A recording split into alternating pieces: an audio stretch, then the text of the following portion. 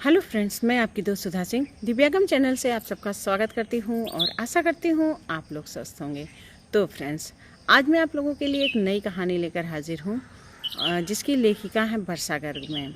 उनकी ये कहानी चक्रव्यूह। सच में आज के ज़माने में अगर देखा जाए तो हमारे बच्चे ऐसे चक्रव्यूह में फंसते जा रहे हैं। तो फ्रेंड्स, मैं कहानी शुरू करती हूँ। चक्रव्यूह। स्टेशन पर उतरते समय एक कुली मिलेगा, उसके दाएं हाथ में लिपटा होगा काला धागा। बस उसी को अपनी अटैची पकड़ा देना।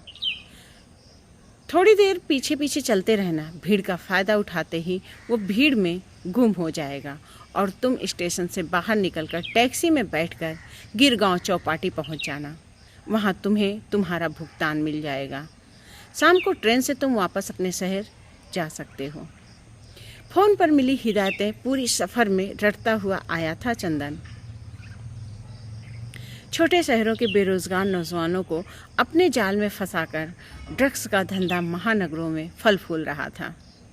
वो महानगर के नाम से हड़बड़ाया हुआ था। चौकन्नी नज़रों से सबको देखते हुए दादर स्टेशन की ओर बढ़ा। स्टेशन आने की सूचना मिलते ही उसने फटाफट दरवाजे की तरफ बढ़ गया। भीड़ का रेला देख एक बार तो चक्कर खाकर गिरने का एहसास हुआ। तभी दाएं हाथ पर काला धागा बांधे चेहरे पर हल्की मुस्कान बिखेरते हुए कुली ने हाथ बढ़ाकर उसे और उसकी अटैची दोनों को थाम लिया। और होश संभालते हुए उसने पीछे चलते चंदन की सजग निगाहें उसी का पीछा कर रही थी। ये गायब नहीं हो रहा है, मुझे तो कुछ देर साथ चलने के निर्देश दिए गए थे। उसके पीछे चलता हुआ चंदन स्टेशन के बाहर आ गया। कुली ने जैसे ही सामने खड़ी पुलिस की गाड़ी में अटैची रखी, उसने भागने की कोशिश की। चंदन को दो बलिष्ठ भुजाओं ने जकड़ लिया था। कुछ समझ पाता उसके पहले उसे गाड़ी में बिठाकर गाड़ी मुंबई की सड़कों पर दौड़ने लगी।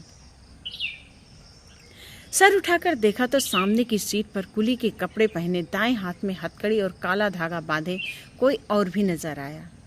रुलाई फूट पड़ी चंदन की। अटैची थामने वाले कुली ने उसकी पीठ पर हाथ रखा। घबराओ मत, तुम्हारे ट्रेन में बैठने के पहले ही तुम्हारी पत्नी ने पुलिस को सब कुछ बता दिया था। विश्वास करो, तुम्हें कुछ नहीं होगा। बस सरकारी गवाह बनकर सबूत मिलते ही तुम्हें हम छोड़ देंगे। बस जब तक पूरे गिरोह को नहीं पकड़ लेते तब तक तुम हमारी निगरानी में रहोगे। गाड़ी गिरगांव की तरफ बढ़ रही थी। एक गहरे दलदल में निकलते हुए समुद्र की लहरों की ओर देखते हुए चंदन की आंखें छलछला उठीं। उसे अपनी पत्नी रानी का चेहरा याद आने लगा। तो वर्षा गर्ग मैम की ये कहानी, आशा करती हूँ चक्रव्यूह आपको बहुत पसंद आएगी, क्योंकि सच में आजकल हमारे बच्चे बेरोज़गारी की वजह से कह सकते हैं या उनकी कुछ मजबूरियाँ होती हैं जिसकी वजह से वो ड्रग्स वगैरह ऐसे दलदल में फंसते चले जाते हैं। कुछ की मजबूरी होती है और कुछ लोग शौक में ड्रग्स वगैरह के दलदल में फंसते हैं। हमारे यहाँ आजकल बच्चे पढ़ने जाते हैं कॉलेजों में और इसके बाद वहाँ पर ड्रग्स और ड्रिंक्स इन सब के शिकार हो जाते हैं। उन्हें बिल्कुल ये एहसास नहीं होता कि आज वो जिस दलदल में घुस रहे हैं, कल वो दलदल उन्हें कहीं का नहीं छोड़ेगा। ऐसी परिस्थिति में उनके किए हुए हर काम की सज़ा कहिए उनके माँ बाप को मिलती है। वो अपने घर से अपने बच्चे को भेजते हैं पढ़ने लिखने के लिए और वो वहाँ पे ऐसे दलदल में फंस जाते हैं। और आजकल तो लोग नौकरी का झांसा देकर बहुत से बच्चों को ऐसे गुमराह कर देते हैं, ऐसी जगह ले जाकर उन्हें छोड़ देते हैं जहाँ पर उनका आना असंभव हो जाता है।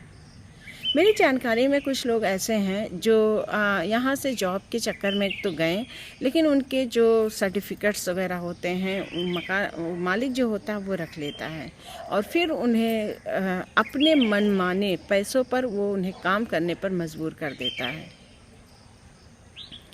और अगर वो आना भी चाहते हैं तो वो नहीं आ सकते हैं, क्योंकि उनके सर्टिफिकेट्स और उनका जो भी, अगर आप बाहर जॉब करें तो उनके पासपोर्ट, वीज़ा सब कुछ वो अपने पास रखे होते हैं, तो वो उन्हें वापस भी नहीं आने देते।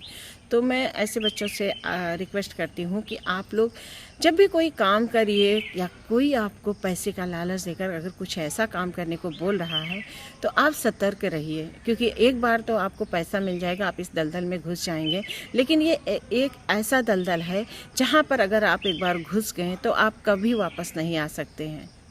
वो आपको और अंदर और अंदर और अंदर लेते हुए चला जाएगा, और आपकी ज़िंदगी, आपका परिवार हमेशा दुखी ही रहेगा।